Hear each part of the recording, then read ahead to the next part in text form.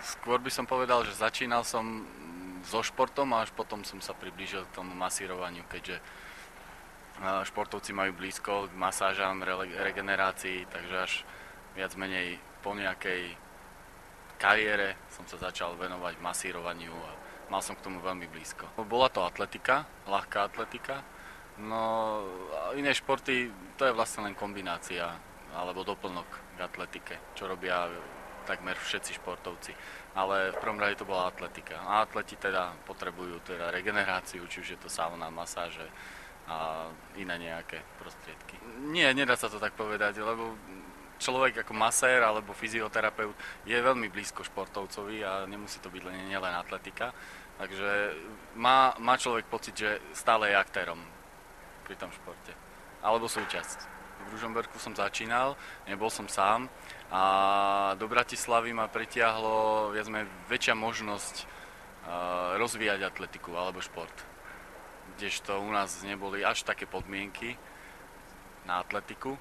Je tu, ako vidíte, sa mi atletická hala, tak bola tu možnosť rozvíjať, nevravím, že svoj talent, ale aspoň možnosti niečo nejak sa zdokonaliť. Tak som prišiel do Bratislavy, no a nejaký ten rôčik som si myslel, že tu pobudnem a nakoniec som tu aj zostal. No samozrejme, myslím si, že je to celoživotný cieľ zdokonalovať sa a pomáhať ľuďom, nielen športovcom, ale aj normálnym ľuďom, ktorí pracujú. Tých snov je viacej. Čo sa týka masírovania, mať takých ľudí, ktorým tá masáž pomôže a aby mali z toho dobrý pocit. To je taký celoživotný cieľ. To je sen každého maséra alebo fyzioterapeuta. Mať niečo vlastné a nie len kvôli tomu niečo vlastniť, ale aby človek išiel svojím smerom. Sú to v prvom rade atleti, tenisti, no a ľudia, ktorí sa snažia chodiť do fitness alebo naberať kondíciu, takže sú to takí normálni ľudia. Volá sa to, že záchranár, pes záchranár, alebo lepšie povedané lavínový záchranár, ale my sme len teraz v začiatkoch. To je ako u človeka. Hľadá nejaký smer, ktorým by niečo dosiahol, no a ja učím toho svojho psíka, aby sa niečo naučil, aby mal pestrý život. Tak okrem toho, že samozrejme základný výcvik je samozrejmosťou každého psa, alebo aspoň by mal byť. A tie začiatky boli skôr také vystavovať toho psíka najskôr, aby mal nejakú zábavu, aby sme mali v tom aby to mal nejaký efekt. No a potom sme vlastne zistili, že má nejaké tie vlohy na to, tak tie vlohy rozvíjame. Ale nemôžem ešte povedať teraz, že je záchranár. Má len za sebou jeden prvý kurz. Tým, že je to vlastne biely švajčiarsky ovčiak a je dlhosrstý, tak nemá problémy so zimou. Okrem toho strašne rád hrabe a vyhľadáva, takže čo iné ako vyhľadávať ľudí. To je, myslím si, že celkom dobrý úmysel. Človek si musí na všetko urobiť taký, by som povedal, harmonogram a nájsť si čas alebo učiť si tie privilégia, čo je dôležité.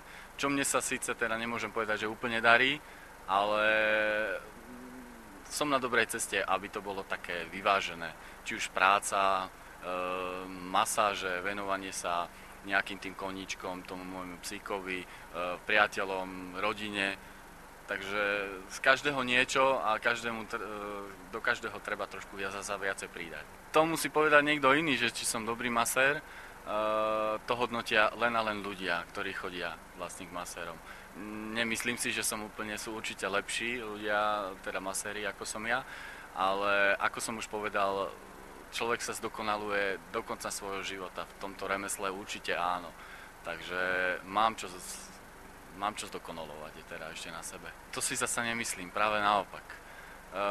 Hneď už pri výučbe masírovania, tak mi vraveli, že celkom mám na to predpoklady, čo som si ja o sebe vôbec nemyslel, ale mal som hlavne k tomu kladný vzťah.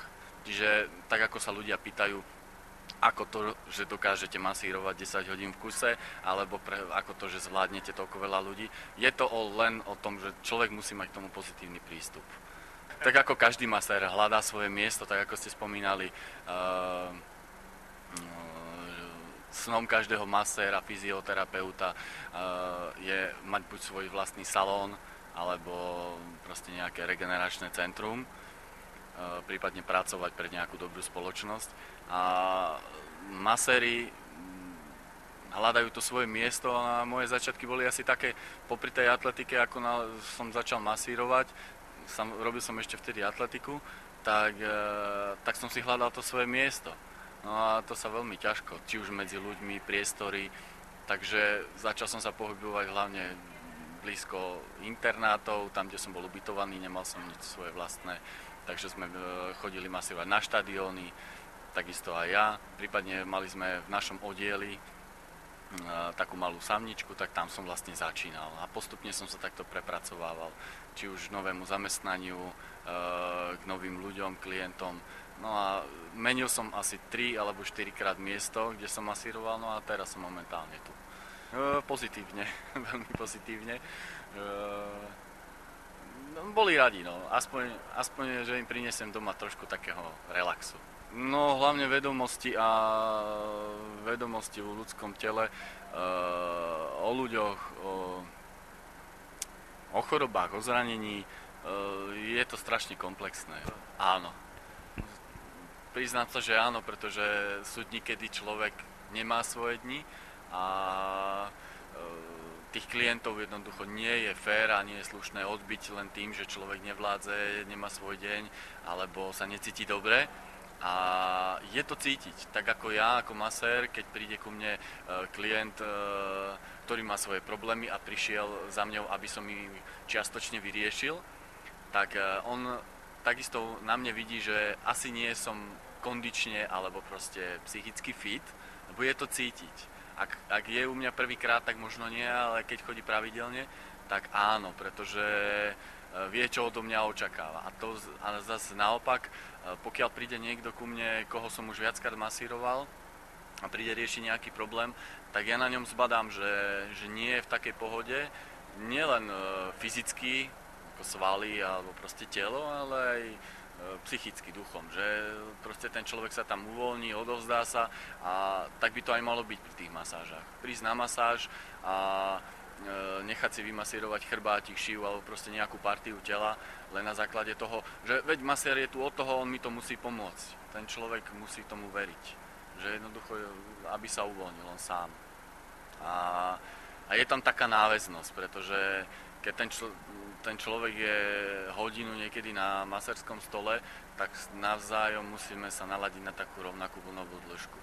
A ono je to potom cítiť. Keď človek masíruje, tak tie svaly sa uvoľnia a musí tam byť aj taká vzájomná harmónia. Že nemôže niektorý alebo nejaká pani, pokiaľ sa cíti nepríjemne, je to tam cítiť. Tie svaly sú stiahnuté, musí byť uvoľnená a tým pádom treba navodiť takú atmosféru priateľstva a také harmónie. Ja by som to povedal asi tak, keďže masírovanie nie je jediná činnosť, ktorú robím, tak, alebo nie je to moja hlavná činnosť, tak to masírovanie je pre mňa relax. Ak by som sa venoval len masírovaniu, tak samozrejme našiel by som si, alebo hľadal by som si nejakú inú činnosť, ktorou by som sa relaxoval, ale pri tej masáži relaxujem a pokiaľ naozaj sa dobre necítim a mám už toho veľa, tak už ten relax, tá masáž nie je a tým je zasa to moje psíčkarčenie, alebo ako to môžeme nazvať, to je môj relax. Zobrať si psa, ísť na prechádzku, nebyť vyrušovaný a ísť do prírody. To je pre mňa relax. Niekedy hodina v prírode na človeku oveľa viac, ako keby prišiel na 4 hodiny niekam, kde ho ľudia obsluhujú a proste je niekde v nejakom prostredí neustálom obklopovaný množstvom ľudí. Viac menej áno, nemôžem povedať, že nejaká negatívna by tam nebola. Ono treba byť pravdivý, tak ako bola položená tá otázka, že tí ľudia jednoducho, či sa dá klamať alebo nie. Netreba klamať, treba povedať aj tú negatívnu vec alebo skúsenosť. Či už je to po masáži, alebo že má človek zlý pocit pri trénovaní, treba to jednoducho povedať a to riešenie potom sa nájde samo. Takže nevravím, že negatívna nebola, ale je to také povedanie pravdy a to nie je negatívna skúsenosť, to je práve že posunutie dopredu zase.